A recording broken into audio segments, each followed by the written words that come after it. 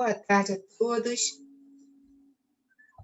Deixa eu só tirar esse compartilhamento aqui e a gente já vai dando início ao nosso estudo. Vamos lá. Vamos lá. Muito bem-vindo, Alexandre, mais uma vez à nossa casa, pela primeira vez aqui pelo Zoom. Seja muito bem-vindo, seu microfone está liberado. Obrigado. É um prazer estar aqui com vocês.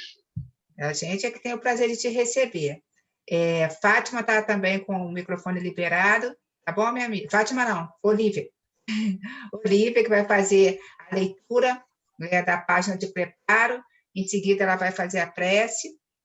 E depois eu passo a palavra para o Alexandre e anuncio o título da palestra dele, a casa direitinho.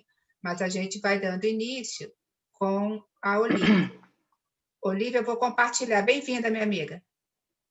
Boa tarde para todos. Boa tarde. Vou compartilhar aqui a página do preparo para que todos possam acompanhar. Só um minutinho.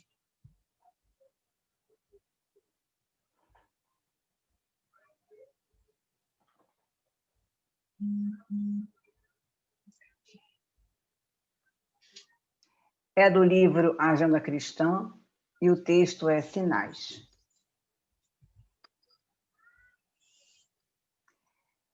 Sua conversação dirá das diretrizes que você escolheu na vida.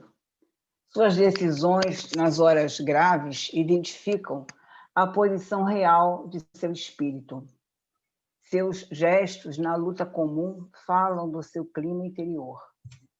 Seus impulsos definem a zona mental em que você prefere movimentar-se. Seus pensamentos revelam suas companhias espirituais. Suas leituras definem os seus sentimentos. Seu trato pessoal com os outros esclarece até que ponto você tem progredido. Suas solicitações lançam luz sobre os seus objetivos. Suas opiniões revelam o verdadeiro lugar que você ocupa no mundo. Seus dias são marcas no caminho evolutivo. Não se esqueça de que compacta assembleia de companheiros encarnados e desencarnados conhecem-lhe a personalidade e seguem-lhe a trajetória pelos sinais que você está fazendo. Esse texto me lembrou quando a gente está andando na estrada e tem os caminhões que atrás está assim, como eu estou dirigindo? E aí esse texto está assim, como você está sendo como cristão? Como você está colocando em prática tudo que você estuda, que você escuta nas palestras, o que nós estamos tendo assim a grandiosidade de receber de conhecimentos, de reflexões. Então, assim, qual é a nossa prática? Porque o Evangelho é prática. E aí, quando ele coloca seus dias são marcas no caminho evolutivo, ele está nos lembrando que a gente não pode dar golpe em Deus nem em nenhum espírito. A gente pode dar na gente, e quem está em volta da gente. Mas em Deus é impossível. Assim, aqui esses sinais realmente são os sinais que devemos nos guiar, né? Obrigado, Senhor, pela oportunidade que temos de juntos podermos refletir, podermos elaborar, podemos realmente nos fortificar e nos encorajar para seguir no seu caminho. Que as palavras que o nosso irmão vão ser ditas sejam fáceis para o nosso entendimento e possamos colocá-las, guardá-las nos nossos corações e tenhamos coragem de colocá-las em prática. Assim seja, graças a Deus. Assim seja. Muito obrigada, Olívia, pela leitura, pelo comentário e pela prece. Então, a gente vai passar agora a palavra para o nosso companheiro Alexandre Bulhões. O título da palestra dele é Estranha Moral. Ele é da Casa Lar de Frei Luís. Então, como eu disse inicialmente, é um grande prazer receber mais uma vez o Alexandre na nossa casa. A palavra é sua, amigo. Muito obrigado. Vocês estão escutando, Tinho? Tá bom? Tá bom. Tá, né? Ótimo. Tem uma coisa que um dizer de Joana, que um pouco antes eu estava repassando o que a gente vai conversar aqui, e eu lembrei, e só não, eu vou pedir perdão, não tive tempo, foi como eu lembrei agora, não tive tempo, foi de procurar onde é que está esse dizer, mas é que Joana foi abordada e questionada por que do linguajar, da forma na doutrina ser tão se uma maneira assim tão clássica, né, tão robusta, com palavras muitas vezes difíceis. E Joana, na sua grandeza, ela responde, as palavras nesse caso são minhas, mas a resposta dela é que aquele que realmente se interessa pelo conhecimento, ele deve se empenhar na busca por esse conhecimento, ele deve pesquisar, ele deve ir atrás, como a gente costuma dizer, né?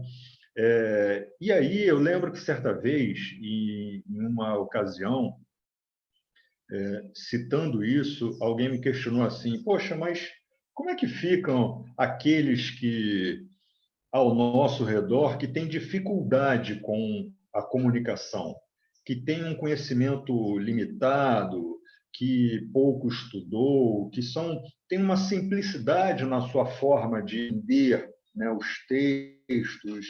Como é que ficam essas pessoas? Elas ficam relegadas, elas são esquecidas, elas não têm esse direito?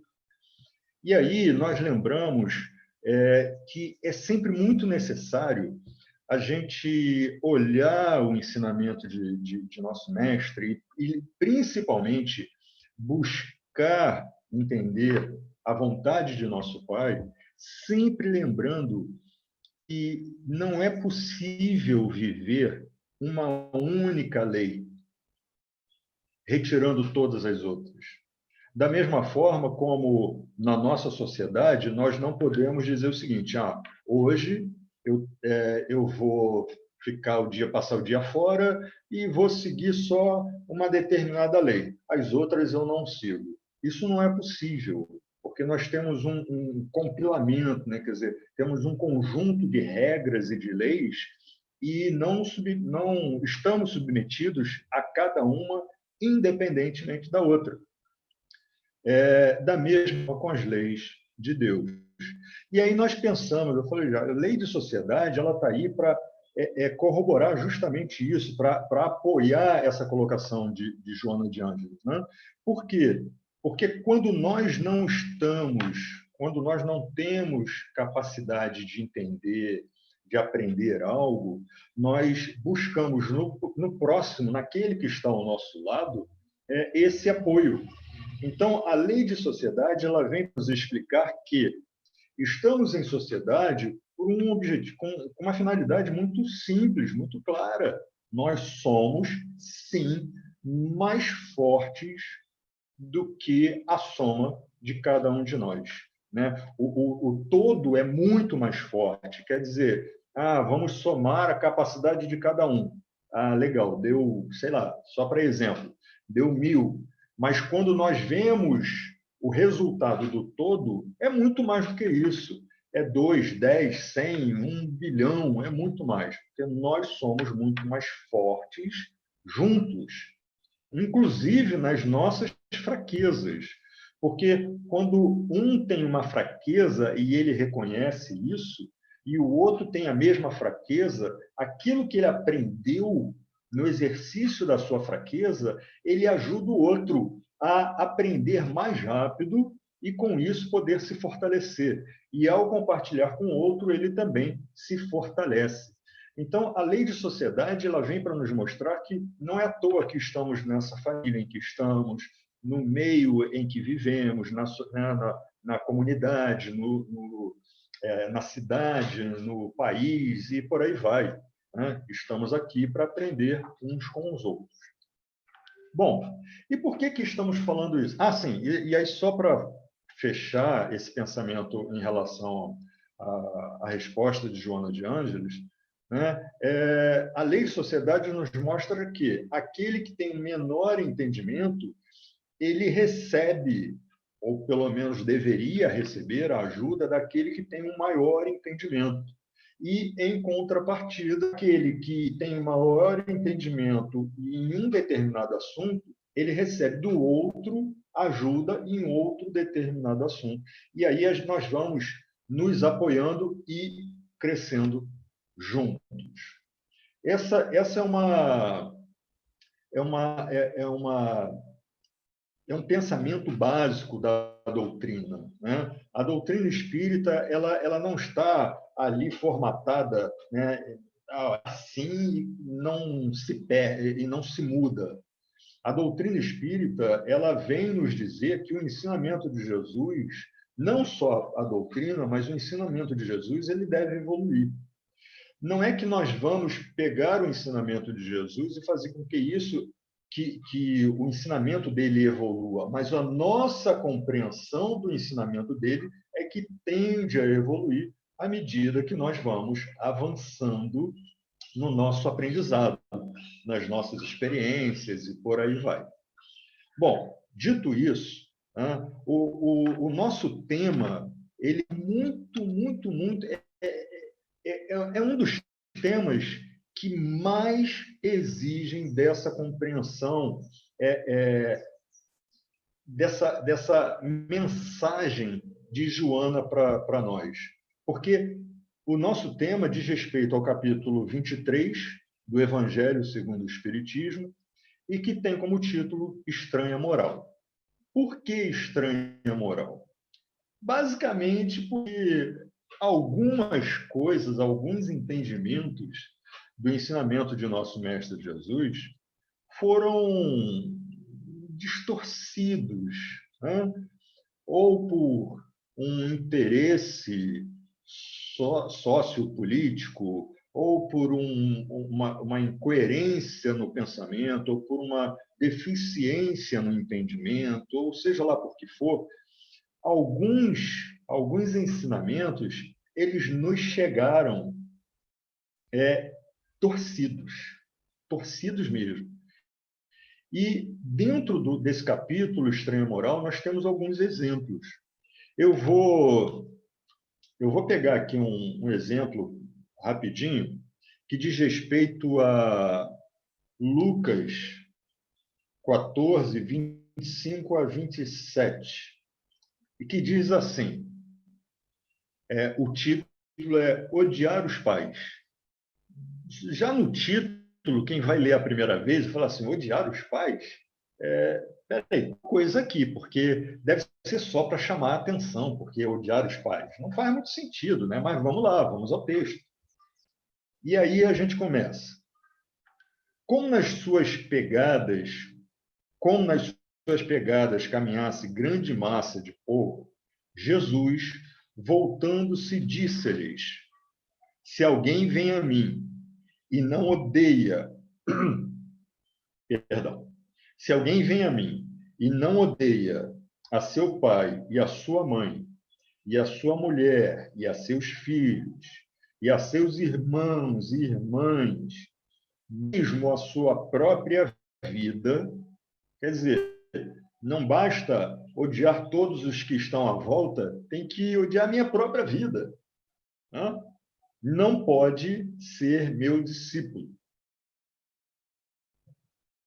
Gente, eu tenho que odiar meu pai, minha mãe, minha mulher, ou meu esposo, enfim, dependendo, né? Meus filhos, irmãos, irmãs e a minha própria vida. Só aí eu poderei ser discípulo de Jesus.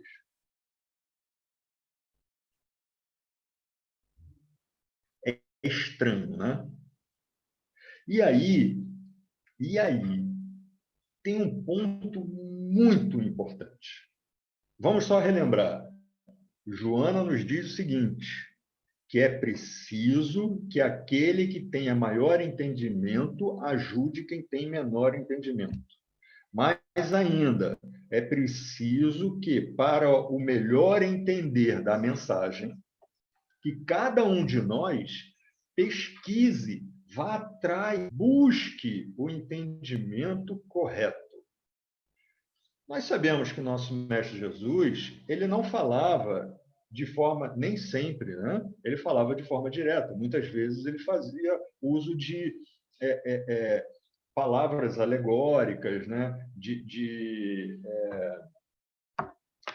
Como fugiu a palavra?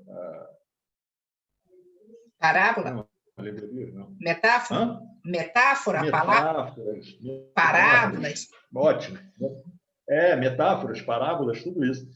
Exatamente. Não é que eu não esqueci, não, é que eu estou vendo se vocês estão atentos, tá? Mas, então, nosso Mestre Jesus ele fazia muito uso, né, disso. Por quê?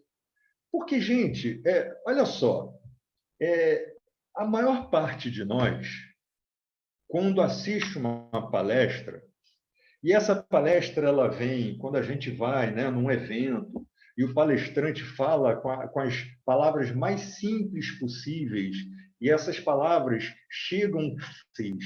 A gente fala assim, ai, que maravilha, né? Que beleza que foi isso, eu entendi tudinho. Aí o que a gente faz? A gente sai do evento, batendo papo, vai tomar um café, né? Aqueles que gostam vão tomar uma cervejinha, aqueles que, enfim, estou com fome, então vão para o restaurante comer, eu chego em casa, vão dizer que e tal, barará. Aí no dia seguinte alguém fala assim, e aí, como é que foi o evento ontem? Foi muito bom. E do que se tratava? Muito pouco a gente lembra. Por um motivo muito simples. Porque a gente não se esforça para pensar. A gente não se esforça. Tem uma pesquisa, vou fazer um parênteses aqui muito rápido. Existe uma pesquisa, não sei se isso já está atualizado, mas assim, de cada 1 hora que a gente absorve de cada 1 hora que a gente se expõe a aula, palestra, treinamento, seja lá o que for, nós só absorvemos 30%. São 30%, e isso é 30%, assim, esse número de 30% é de uma forma muito genérica. Não é de maneira aprofundada. Então, desses 30% que a gente absorve, de forma aprofundada, é muito menos. Então, é necessário que a gente pesquise. Bom, deixa eu fechar o parênteses aqui, senão a gente não vai ter tempo. O que acontece? Eu fiz uma colinha aqui para a gente seguir.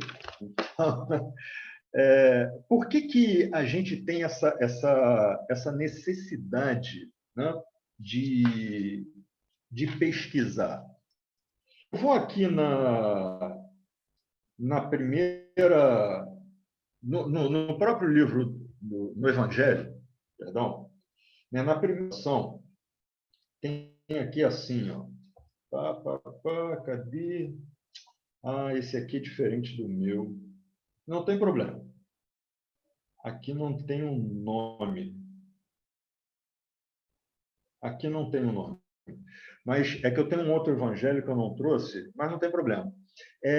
Nesse evangelho, tem uma nota que diz o seguinte, que Kardec, né? Kardec, a gente sabe, era um pesquisador, era um professor, ele era muito bom em matemática, ele era muito bom filósofo, mas ele também era linguista, né? Kardec, em um determinado momento, ele produziu uma gramática francesa, né? Não é qualquer um que pode chegar lá. Olha que eu sou chato com gramática e tudo mais, mas eu não conseguiria, mas nem de longe, né? É preciso estudar muito, é preciso se aprofundar, entender as nuances das palavras, das expressões, das regras. E Kardec, assim, no mundo, a gramática francesa é considerada uma das mais completas, tá? Há muito tempo. E Kardec elaborou uma gramática francesa. Além disso, Kardec ele era fluente e professor de alemão. Conhecia muito bem o latim. Quer dizer, Kardec era um linguista, né? E era um curioso por natureza. Então, ele buscava, pesquisava. E ainda assim, para entender essas passagens que estão dentro do capítulo intitulado Estranha Moral, ele chamou algumas pessoas que poderiam ajudá-lo. Nesse caso, por exemplo, ele chamou é porque aqui nessa versão do Evangelho não está o nome, mas ele chamou um amigo dele, também professor, pesquisador, um linguista, que sabia muito bem o grego, hebraico e latim, e não estudava apenas o significado da palavra em si, era um estudioso da origem da palavra, da origem da língua. E, com isso, ele conseguia dizer o seguinte, olha, essa palavra que hoje significa isso, na época não era assim. E aí a gente começa, peraí, então tem alguma coisa aqui. Por quê?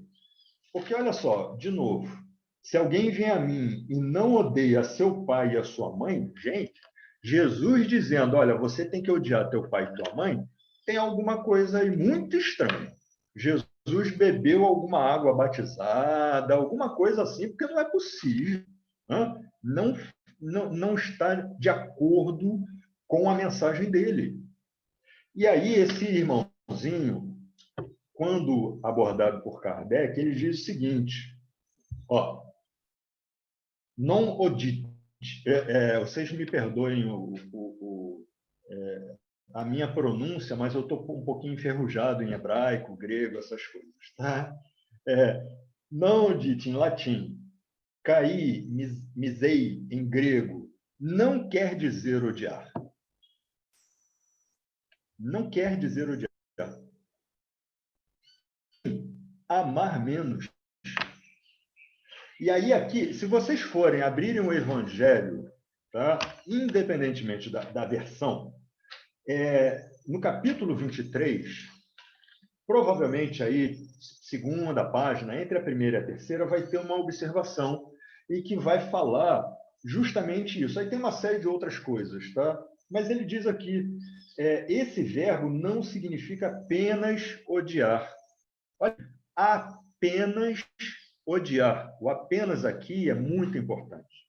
Mas também amar menos, não amar igualmente, tanto quanto a um outro.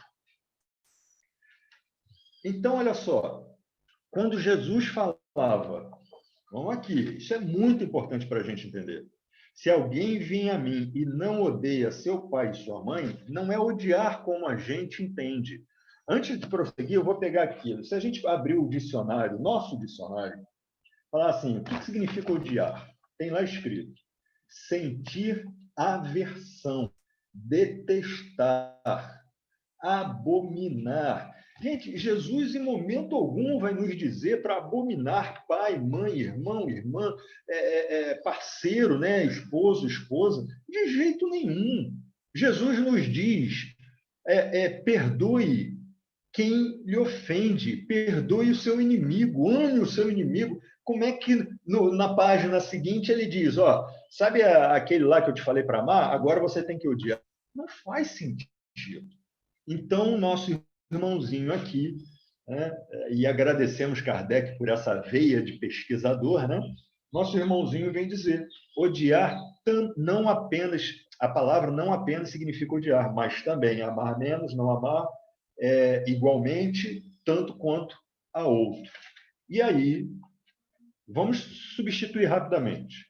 Se alguém vem a mim vamos pegar aqui, não ama menos seu pai e sua mãe, sua mulher e seus filhos, ou se alguém vem a mim e não igualmente, ou não ama tanto a mim, né? Por que isso faz mais sentido agora? Porque o que Jesus está falando é o seguinte, olha, eu sou um representante do Pai. O que eu falo é a palavra do nosso Pai. Então, para amar seu irmão, sua irmã, seu pai, sua mãe, você tem que, antes de qualquer coisa, amar mais a mim. E o que significa amar mais a Jesus, ou melhor, a mensagem de Jesus? O que significa amar mais a vontade de Deus, amar mais a Deus? Significa significa aceitar a vontade de nosso Pai e respeitar as suas leis. Porque quando nós aceitamos a vontade de nosso Pai, quando nós respeitamos as suas leis, nós praticamos essas mesmas leis. E mais, quando nós aceitamos e praticamos essas leis, o sofrimento, ele deixa ou melhor, a dor deixa de causar sofrimento. É assim, eu começo a entender que as dificuldades no dia a dia, na minha relação com o cônjuge, com filhos, com pais, enfim, com irmãos, essas dificuldades, elas têm um propósito. Porém, se eu me revolto com as leis de Deus, isso quer dizer que eu não aceito essa mensagem de nosso Mestre Jesus, e aí eu começo a visar apenas a minha situação imediata. Então, eu quero amar meu pai, eu quero amar minha mãe, eu quero amar meu irmão, mas, por algum motivo, a minha relação com o meu pai, a minha relação com a minha mãe, a minha relação com meus irmãos é absurdamente difícil. Beira, às vezes, né, dependendo de cada um, da situação, do histórico, beira, às vezes, até mesmo a agressão.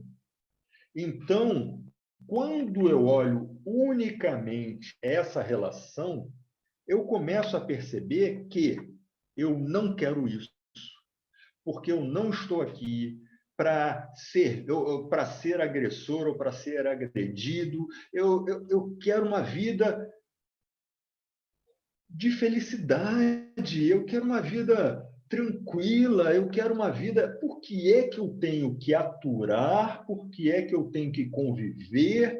Por que é que eu tenho que estar em uma relação conflituosa? E aí, quando eu começo a entender que antes dessa relação eu preciso fortalecer a minha relação com Deus, e fortalecer a minha relação com Deus é buscar o entendimento da mensagem do nosso Mestre Jesus, é buscar o entendimento e a aceitação das leis de nosso Pai, é praticar a fé. E abro um outro parênteses aqui, uma das definições mais fantásticas que eu já ouvi é que fé é 50% aceitação, 50% entrega e 50% suor. O que é essa entrega? É dizer, há algumas coisas que não estão no meu controle. Há algumas coisas que estão no controle de Deus, é da vontade de Deus. Há algumas coisas que são submetidas diretamente à lei de Deus. E eu aceito isso. Eu aceito, porque aceito Deus como não apenas como um criador, mas com amor que João nos disse ser, né? Nos disse que Deus é amor. E é essa inteligência suprema que jamais agiria de forma arbitrária. Muito pelo contrário, é justo. E os outros 50%? Ao aceitar isso, eu trabalho, eu me dedico, eu me esforço, vou suar a camisa, me dedicando ao ensinamento de nosso Mestre Jesus. Então, é a prática da nossa fé. E quando nós fazemos isso, o que seria antes a estranha moral começa a fazer mais sentido, porque a gente começa a entender melhor as palavras que estão registradas, ou, pelo menos, o pensamento, a mensagem registrada, né, de nosso Mestre Jesus. Por que a gente fala a mensagem registrada? Porque nós sabemos que em momento, durante a vida de Jesus, Jesus nunca teve alguém, né, com um gravador, né, ou com um celular, falando assim, Jesus, vai falando aí que eu estou gravando. Ou então, com papel, né, ou papiro na época, enfim, né, com a caneta lá e falava, vai falando, peraí, volta aí, o que você falou mesmo? Deixa eu anotar. Isso não havia. A mensagem era passada de boca, né, de um para o outro. E a primeira escritura foram anos após o retorno de Jesus à pátria espiritual. Então, essas mensagens, elas trazem, sem dúvida nenhuma, foram mensagens muito ruídas, gravadas e apoiadas pela espiritualidade, ninguém tem dúvida disso, né? Elas são o mais fiel possível, porém, nós temos que entender o momento histórico, a época, como a linguagem era feita. Né? Só para a gente entender, porque, de repente, quando a gente começa a estudar e começa a ver que essas passagens, gente, como é que alguém, numa tradução, bota lá odiar? Por que não colocou uma tradução mais correta? Só que a gente tem que entender o seguinte, mesmo a primeira tradução, ela já pode ter alguns equívocos aí. Os linguistas, eles nos esclarecem o seguinte, que o hebraico, por exemplo, né, o grego no início, enfim, essas línguas mais antigas, principalmente, se a gente pegar principalmente o Velho Testamento, então, que quase todo foi escrito em hebraico e uma parte em grego, as escrituras na época, elas eram assim, as letras, uma única letra, ela podia estar em pé e podia estar deitada. Dependendo de como ela estivesse, tinha um significado diferente. Não havia espaço, não havia ponto, não havia parágrafo, não havia vírgula, não havia interrogação, exclamação, não havia nada disso. Gente, mas como é que as pessoas se comunicavam? Não dizem que quem canta seus males espanta? Pois é. A mensagem na época era passada por canções, né? Elas eram cantadas. Então, se alguém falava assim, se falava dependendo da entonação, havia um significado. Hoje, nós não cantamos, nós falamos. E alguém, em um determinado momento, fala assim, não, peraí, mas... deixa eu ver aqui a hora, 31. É preciso ter... Agora a gente já não usa, assim, tem que ter ponto, parágrafo, vírgula, exclamação. Tá, e quem disse onde era o ponto? Onde era a exclamação? Onde era a interrogação? Onde era o parágrafo? Quem disse? Então, essas interpretações, algumas vezes foram bem fiéis, outras, como, por exemplo, nessas partes que compõem o capítulo de Estranha Moral, elas foram um pouquinho distantes da realidade, né? Ou, pelo menos, não deixaram claro a que se tratava. Felizmente, nós temos, volta e meia, aquele bicho, né, que fica assim, gente, tem alguma coisa estranha aqui. E aí a gente começa a pesquisar, né? Hoje o tio Google nos ajuda a dessa, né? Mas temos também que ter cuidado, porque tem muita coisa por aí meio errada.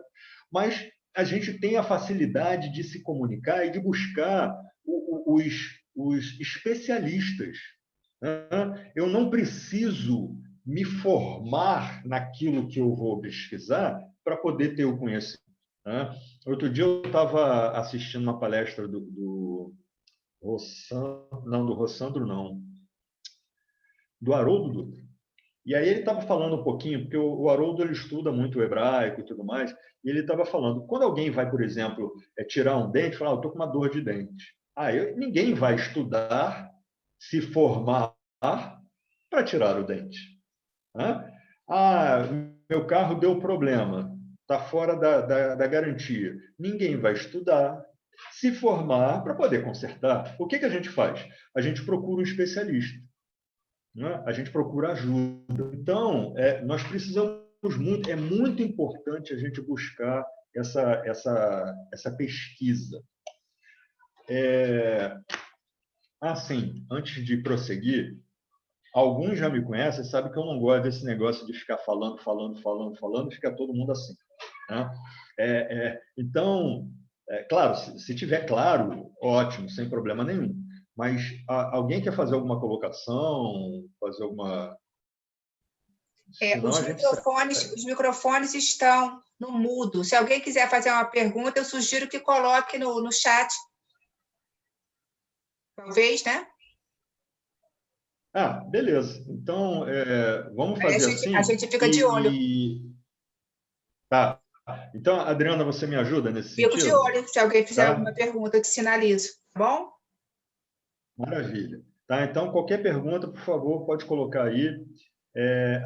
Até botaram aqui, Evaldo colocou, né? Sim. Pesani. Pô, maravilha, eu não tinha visto. Maravilha, é isso mesmo. O doutor Pesani, né? O senhor que era amigo de Kardec, foi esse linguista que foi chamado para ajudar Kardec nessa interpretação. Maravilha, é isso mesmo. Senhor Pesani. Vamos adiante.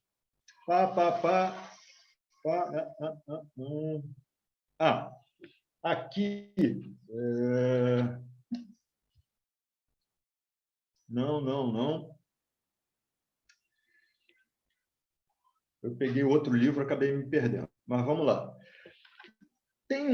Eu não sei se vocês conhecem, tem uma coleção que foi editada pela FEB, que essa aqui, esse aqui é o primeiro livro, inclusive. Deixa eu botar aqui. Esse é o primeiro livro, tá? Eu vou dizer aqui o que é. Tá assim, o Evangelho por Emmanuel. Não é que Emmanuel escreveu um evangelho, não, tá? Não é isso. Mas, assim, são comentários ao Evangelho segundo esse primeiro aqui, que é o livro 1, é Mateus. Mas são uns 7 ou 8 livros, né?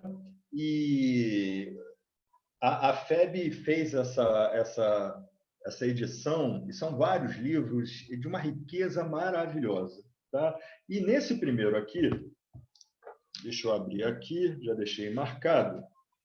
Na página 355, começa com a seguinte citação de Mateus 10:5. Pois eu vim separar o homem do seu pai, a filha da sua mãe, a nora da sua sogra. E embaixo tem uma referência ao livro Consolador, pergunta 305. E a pergunta é: a afirmativa do mestre, porque eu vim pôr em dissensão o filho contra o pai, a filha contra a mãe e a nora contra a sogra, como deve ser compreendida em espírito e verdade? E Emmanuel faz a seguinte colocação: ainda aqui temos de considerar a feição antiga do hebraico. Olha aí o que a gente estava falando. A feição antiga do hebraico, quer dizer, o entendimento antigo do hebraico, com a sua maneira vigorosa de expressão, porque os cânticos eles eram bem vigorosos, né? Tinha uma maneira muito direta, muito forte, era assim, os estudiosos dizem que era de grande emoção para aqueles que estavam presentes, porque era uma maneira muito vigorosa, muito forte de cantar e passar a mensagem. Seria absurdo, e aí Emmanuel completa, dizendo o seguinte: seria absurdo admitir que o Senhor Jesus, viesse estabelecer a perturbação no sagrado instituto da família humana. Olha aí, né? Vem para apoiar justamente essa pesquisa de Kardec, ali, quando estava formulando o Evangelho, junto com o apoio da espiritualidade, e do senhor Pesani, o linguista, falou: tem que ir lá atrás, tem que pesquisar, não pode ser assim. Infelizmente, a gente percebe, e hoje nós temos essa clareza, a gente percebe que muito da mensagem do nosso Mestre Jesus é deixado de lado. Porque alguém fala assim, pô, Jesus fala de amar o próximo, aí fala assim, odiar pai e mãe, não, isso aqui tem alguma coisa estranha, deixa de lado e segue em frente. É preciso pesquisar, é preciso entender melhor, né? E aí ele fala, seria absurdo admitir que o Senhor viesse estabelecer a perturbação no sagrado instituto da família humana, nas suas elevadas expressões afetivas, mas sim que os seus ensinamentos consoladores seriam o fermento divino das opiniões, buscando, então, aí a pesquisa, o debate, né, a discussão no sentido da troca, para que nós pudéssemos entender melhor a profundidade da mensagem de nosso Mestre Jesus. Estabelecer movimentos naturais das ideias renovadoras, fazendo luz no íntimo de cada um, pelo esforço próprio para a felicidade de todos os corações. Olha, é muito importante que a gente busque o entendimento, né? Isso, inclusive, é uma das bases da doutrina espírita, quando Kardec nos estimula a buscar, a pesquisar, a não aceitar, a questionar mesmo. Questione, né? Questione, porque é através do questionamento que nós aprendemos. E nós temos uma certa aversão ao questionamento, mas devemos nos reacostumar. Por que reacostumar? Porque logo no início, né, quando pequenininhos, nós ficamos assim, por quê? Por quê? Por quê? E aí, às vezes, né, os adultos ou os mais velhos que estão perto falam assim, para de perguntar tanto por quê, porque é assim. Não, não é essa. Né? Olha, bom entendimento, é isso, é aquilo. Né? Eu lembro que quando meu filho era pequenininho, ele perguntava alguma coisa, eu pegava um livro ou começava a explicar como se estivesse conversando, porque eu não conseguia chegar no nível do entendimento dele. Então, eu tentava diminuir a complexidade na mensagem, mas explicava. E ele tinha umas perguntas meio cabeludas. Eu falei, gente, como é que eu vou explicar isso? E aí, quando eu explicava, às vezes, quando eu estava perto da mãe dele falava assim, mas ele não vai entender isso. Eu falava, ele não vai entender hoje. Ele vai entender. E aí é curioso como ele cresceu com essa veia de pesquisa. Eu lembro que certa vez eu falei assim, ele tinha 10 anos, 10 anos. Eu falei assim, filho, vamos lá no observatório. Ah, pai, vamos. Aí, 15 dias depois, quando eu fui pegá-lo para irmos no observatório, fomos lá assistir uma palestra lá do astrônomo. Eu sempre faço confusão dessas palavras. Do astrônomo. E aí o astrônomo falou, pá. No final, quando a gente começou todo mundo a levantar, ele falou assim, pai, eu quero falar com ele. Então tá, vamos lá. Aí eu falei, tudo bem, não sei o que e tal. Meu filho queria fazer uma pergunta. Aí ele virou e falou assim, eu li. Quando ele falou eu li, eu falei assim, leu aonde? Eu falei, eu li. E começou não, porque o planeta tal não é mais conhecido como planeta, agora é um satélite, não sei o que, parará. Eu olhei assim para ele e falei, gente, de onde que ele tirou isso? E aí, depois, conversando com a mãe dele virou e falou assim, não, ele disse que ia... E ele quis pesquisar, ele começou a me perguntar, abriu o jornal, abriu o livro. Eu falei, pô, que legal. É isso que a gente deve fazer. É isso.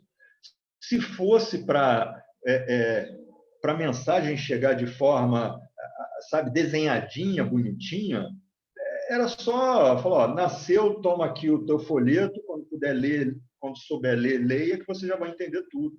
E não é assim. Né? Tem alguma coisa aqui? Não. Na página, tem uma outra página aqui que eu quero ler, só para a gente finalizar e fazer algumas considerações. Página 475, também desse livro. Tá? Se alguém tem esse livro, ou algum da coleção, ou não tiver curiosidade de comprar, de ler, enfim, vai ficar maravilhado. Eu particularmente, estou apaixonado por essa coleção. E aí, na página 475, Está lá em Mateus 19, 29, tem a citação. E todo aquele que tiver deixado casas, irmãos, irmãs, pai, mãe, filhos, campos, por causa do meu nome, de Jesus, né? Não é do Alexandre, né? Jesus, receberá o cento e herdará a vida eterna. Porque Jesus estava falando sobre o reino de nosso Pai. Veja, ele não disse, olha, sabe aquela tua família? Deixa de lado, larga para lá, cara. Tua casa, deixa, abandona ela. Trabalho, esquece isso. Vem comigo, vamos embora. Ele não falou isso. Não foi essa a mensagem. Vamos lá. A observação que Emmanuel faz a respeito desse texto, dessa citação, que também está no capítulo 23 de Estranha Moral, o título é Renunciar. E Emmanuel faz o seguinte: neste versículo do Evangelho de Mateus, o Mestre Divino nos induz ao dever de renunciar aos bens do mundo para alcançar a vida eterna. Então, beleza. Eu renuncio aos bens do mundo material, para alcançar a vida eterna. Mas como é que é isso? Porque, afinal... Perdão. Porque, afinal de contas... Deixa eu tomar um golinho aqui.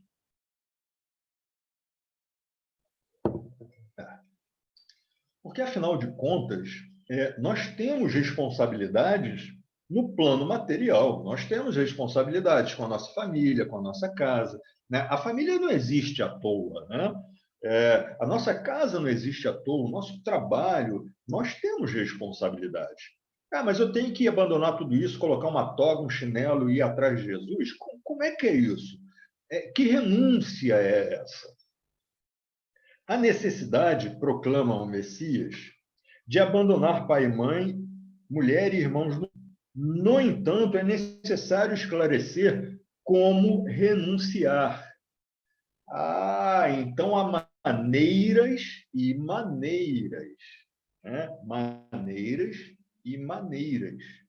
É onde entra aquela, né, na observação que ele dizia lá, odiar não... Cadê? Me fugiu aqui, não odite, se eu não me engano, não odite. Não quer dizer apenas odiar, mas também amar menos. Tá? Depende do contexto. Né? Então, não foi essa questão de deixa para lá que Jesus falou. Né? Jesus explica que o êxito pertencerá aos que assim procederem por amor de seu nome. Vejam, aí ele já começa a dar a dica. É renunciar por amor ao nome de Jesus. O que significa renunciar por amor ao nome de Jesus? É por aceitação e prática do exemplo de Jesus. Jesus não abandonou nenhum de sua família.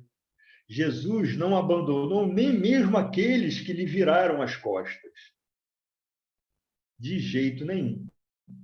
O que Jesus fez foi abandonar um entendimento antigo. Ou melhor, fulano me traiu. Tá, ok. É isso que eu quero abraçar? Ele deixou de lado esse entendimento e abraçou outro entendimento. Fulano me traiu por um pensamento equivocado, por uma interpretação equivocada. Fulano me virou as costas por uma interpretação equivocada, porque ainda está engatinhando. Né? Nós muito mal saímos do gatinho, né? Estamos começando a andar. Né?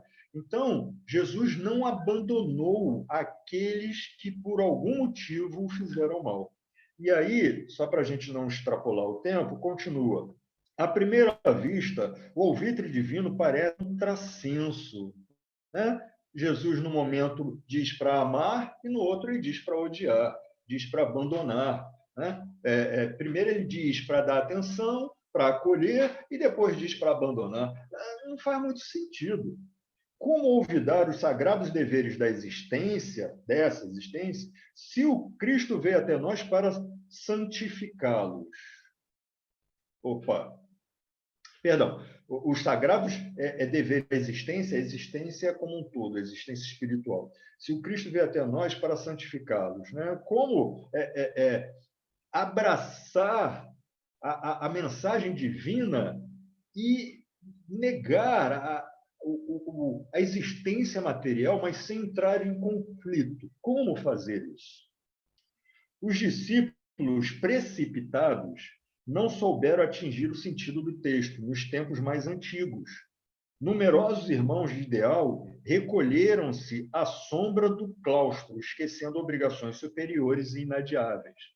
A que ele se refere? Aqueles que se daram para oração apenas. Eu nego o mundo e vou orar. É óbvio, não estamos aqui de forma alguma falando mal da oração, muito pelo contrário, a oração é um mecanismo, é uma ferramenta fantástica e primordial na nossa vida. Porém, é preciso praticar a oração. É preciso não apenas parar, interiorizar, elevar o pensamento, mas é preciso praticar a oração. O praticar a oração é estender a mão ao próximo e colocar em prática a paciência, o entendimento, né? a compaixão, o perdão e por aí vai. Já só para a gente finalizar, aos companheiros que o abandonaram, aparece glorioso na ressurreição. Vê? Ele abandonou o que não importava. O sentimento ruim, negativo, o entendimento negativo, ele abandonou tudo isso e abraçou o que realmente importava. Não obstante as hesitações dos amigos, divide com eles no cenáculo os júbilos eternos. Quer dizer, mesmo quando a gente fraqueja, ele está ali pronto para nos acolher, para nos abraçar. E aí, bota assim, observamos, portanto, o que representa renunciar por amor ao Cristo. É perder as esperanças da terra, conquistando as dos céus.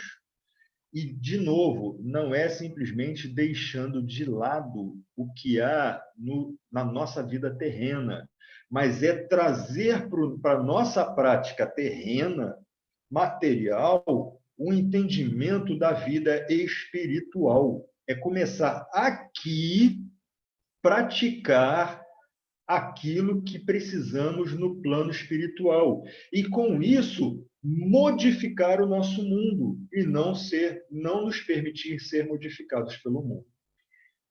Uma última frase: se os pais são incompreensíveis, se a companheira é ingrata, se os irmãos parecem cruéis, é preciso renunciar à alegria de tê-los melhores ou perfeitos.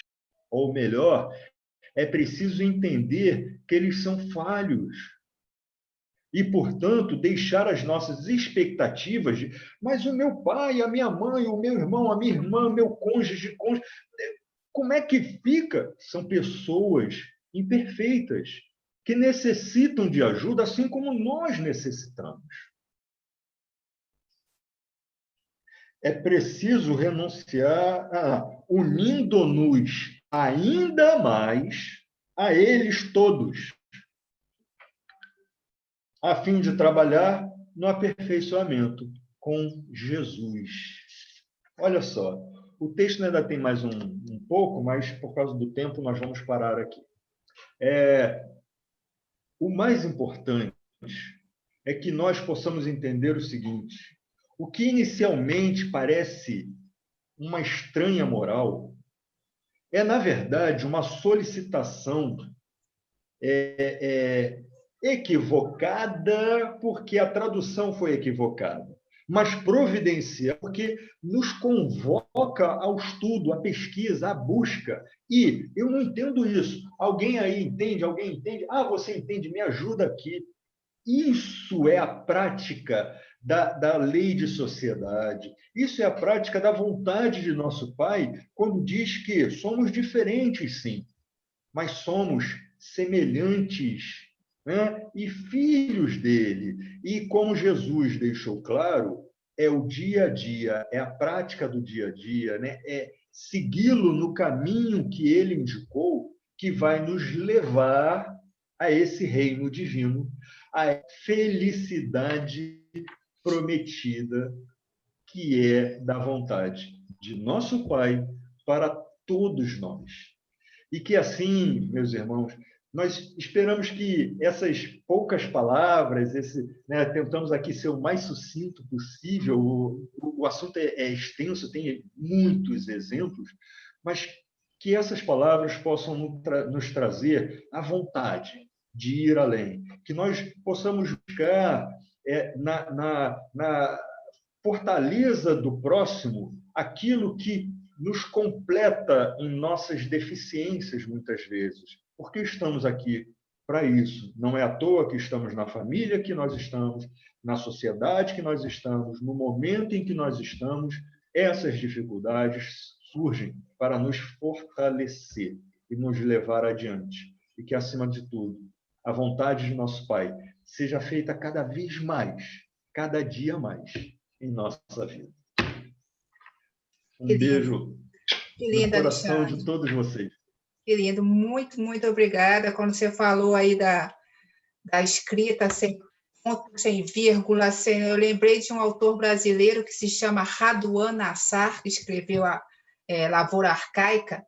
Ele escreve exatamente assim, e os alunos no curso de letras têm que se virar para compreender o que ele falou, porque até os diálogos estão dentro do texto direto. Ali você não sabe onde está o ponto, a vírgula, o travessão. Muito interessante, porque aí vai ter o conjunto, né? As pessoas vão discutir. É o teu convite aí para nós discutirmos o Evangelho, a palavra, né, da estranha moral, né? Então, eu acho que todos nós vamos sair daqui hoje com essa vontade, sim, de pesquisar e de ver quais são esses outros exemplos que você disse que tem aí nesse capítulo e em todo o Evangelho, na verdade, né?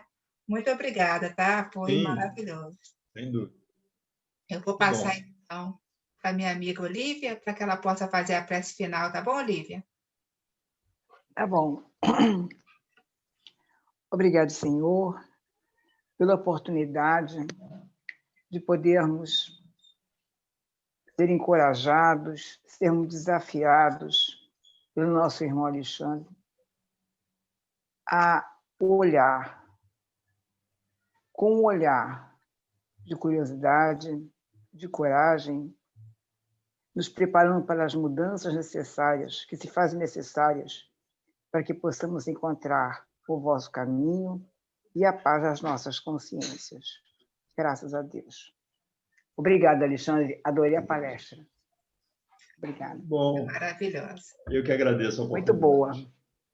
Então, agradecendo mais uma vez, né, o Alexandre por ter aceitado o convite da Jane, falando aqui para a gente fazendo esse convite à reflexão e já agendando uma próxima vez para continuar isso aí. A Jane já vai te pegar de novo. Você disse que tem muita coisa para falar? Se prepare. Vamos lá.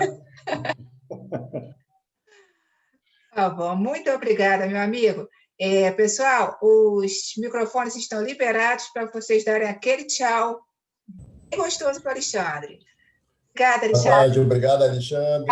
Obrigada. Um grande prazer. Obrigada, Alexandre. Até a próxima. Muito bom. Obrigada, Alexandre, pela parceria mais uma vez. Muito obrigada, tá bom? Pelo carinho, pela troca de experiências. Sempre, sempre que convidado. Muito obrigada. Excelente estudo, uma boa tarde para todos, um bom descanso. Obrigada, gente. Tchau. Mais tarde. Tchau.